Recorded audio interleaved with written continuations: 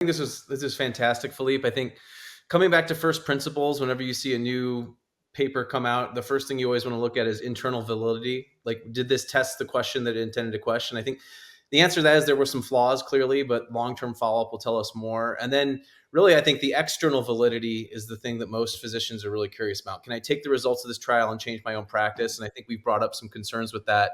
And then just leaving with this note, this is data from the AMTRAC trial. And I think this is kind of how I've taken away from this is they basically took eight Evolute dominant centers and 5 balloon dominant centers, and they just looked at 2-year outcomes. And you can see when you're very facile with Evolute and you have a sense of the nuances, the outcomes in terms of mortality, even pacemaker and stroke were fairly similar, slightly higher stroke rate. But if you're doing a primary balloon expandable valve shop and you're doing a couple hundred TAVRs a year, 100 TAVRs a year, and you try to dabble, I think, in Evolute, the outcomes are worse. And I think that the important thing is be good with the valve that you have, know it, and understand the nuances of it. And I think that's one of the problems in externally validating these results is that if you're good at Evolute, you're going to have good outcomes. If you're good at Sapien, you're going to have good outcomes. But it's kind of hard to be good at both.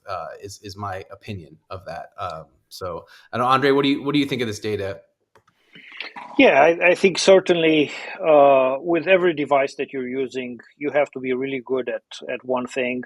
You can be good at a couple of things, but again, part of the challenge when you're really using a lot of one is that a lot of times people end up using the other device in the cases where it's most difficult to use it. Yeah.